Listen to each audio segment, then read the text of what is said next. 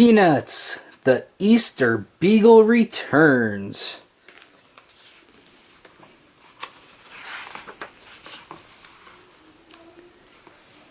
Easter morning was almost here. Everyone was excited about the return of the world-famous Easter Beagle. Everyone but Charlie Brown. Lucy showed Charlie Brown her empty Easter basket. It had taken her weeks to decorate it. "So you finally made up your mind," Charlie Brown said. "Incredible. I may have taken a long time to decide, but I had to be sure. This isn't just any old Easter basket," Lucy said as she marched off in a huff. Charlie Brown didn't understand the fuss over Easter or the Easter Beagle. To get his mind off the whole thing, Charlie Brown went to visit his friend Linus. "I've been thinking about a holiday time saver," Linus told Charlie Brown. "Why couldn't I send the same form letter to the Great Pumpkin, Santa Claus, and the Easter Beagle? Those guys get so much mail that I bet they don't even read the letters themselves." "You can't do that," cried Charlie Brown. "Why not?" said Linus. "The trouble with you, Charlie Brown, is you don't understand how these big organizations work."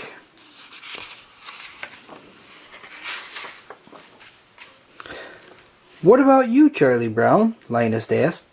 "You should write a letter to the Easter Beagle. Don't you want the Easter Beagle to bring you something special for Easter?" "A letter won't make a difference," said Charlie Brown. "The Easter Beagle never brings me anything anyways." "You just don't have the Easter spirit," Linus said. Charlie Brown sighed and headed for the door. So much for getting his mind off the Easter Beagle. Across town, Peppermint Patty was a nervous wreck. Last Easter, Marcy had fried the Easter eggs, baked the Easter eggs, and waffled the Easter eggs. She had even made Easter egg soup. Peppermint Patty ran to the backyard. She found Marcy standing by a table. "Eggs boiled as ordered, sir," Marcy said. Peppermint Patty stared at the perfectly prepared eggs. Easter Beagle or no Easter Beagle, this holiday was looking better already. Later that day, Charlie Brown and his friends played their annual Easter baseball game. As usual, Peppermint Patty's team was winning and Charlie Brown's team was losing. On home plate, Peppermint Patty held the bat and waited for the pitch. "Throw it past, pitcher!" Lucy cried from the outfield. Charlie Brown threw the ball as hard as he could. Pow! A hit! The ball whizzed past Charlie Brown so fast it blew him off the pitcher's mound. His baseball glove, shoes, socks, shirt, and baseball cap went flying. As Peppermint Patty circled the bases for the winning run, Lucy walked up to Charlie Brown and smiled. "Oh, you look so cute lying there with your little Easter toes sparkling in the sun," she told him. "Ah, get back in center field where you belong," Charlie Brown shouted. How can a pitcher be so crabby at Easter time? Lucy wondered aloud. You need a visit from the Easter Beagle. The Easter Beagle, the Easter Beagle, Charlie Brown cried. I am tired of hearing about the Easter Beagle. Then, with the game lost, Charlie Brown picked up his clothes and headed home. The next morning was Easter. Linus woke up early to greet the Easter Beagle. 1 hour went by, then 2, then 3, but there was no sign of the Easter Beagle. Where could he be? Linus cried.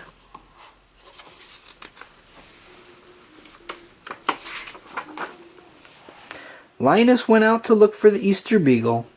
He didn't have to go far. Snoopy was still sleeping on his doghouse. You're not up yet? Linus said.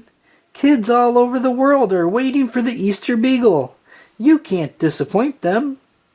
Snoopy rolled over and covered his ears. He had stayed up late eating pizza, drinking root beer, and reading letters to the Easter Beagle. Now he was too tired to deliver Easter eggs. "You've got to get out there and deliver those eggs," Linus told Snoopy. "It's your job. It's your duty." Snoopy sat up and yawned.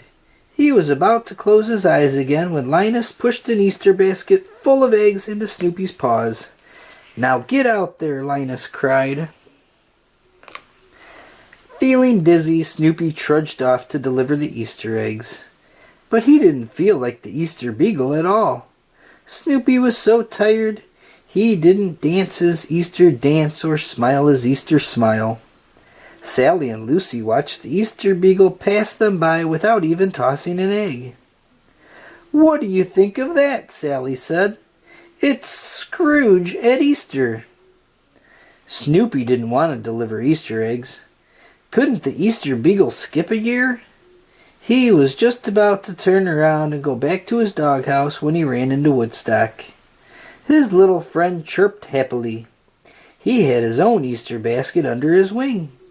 That gives Snoopy an idea. The Easter Beagle would indeed return this year.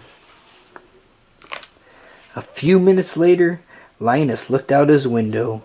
A giant colored egg now sat in the front yard. "Wow!" Linus cried. Sally came running to see what her sweet Baboo was excited about. "What is it?" Sally asked. Then she saw the giant egg. Sally was amazed too. "That's the biggest egg I've ever seen," said Linus.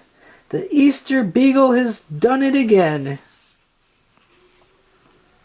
Suddenly, the Easter egg burst open with a loud crack. Out came the Easter Beagle, riding on a unicycle and juggling Easter eggs while Woodstock perched on his head. "You have to give the Easter Beagle credit," Linus told Sally. "Each year he comes up with a better entrance." "Thanks," said Franklin as Snoopy tossed him an Easter egg. "Thank you very much," Schroeder said when Snoopy gave him an egg. Thank you," cried Marcy and Peppermint Patty. When Snoopy met Lucy, he gave her an Easter egg. He also gave her a great big Easter kiss on the cheek. "Yuck! Dog germs," Lucy cried. "What about me?" Sally cried. Snoopy's Easter basket was empty, so he gave Sally the only thing he had left, an Easter basket bonnet. Then the Easter Beagle danced right past Charlie Brown without tossing him an Easter egg.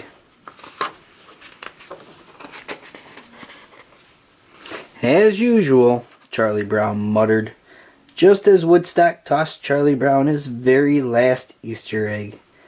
"Everybody gets an egg from the Easter Beagle," he said. "Who do I get one from? His assistant. The Easter Beagle has indeed returned. And maybe he'd left Charlie Brown a little bit of the Easter spirit after all." "Happy Easter, Easter Beagle's assistant," called Charlie Brown as Woodstock fluttered away. "Happy Easter, everyone!" Make sure you subscribe to our channel for more great books.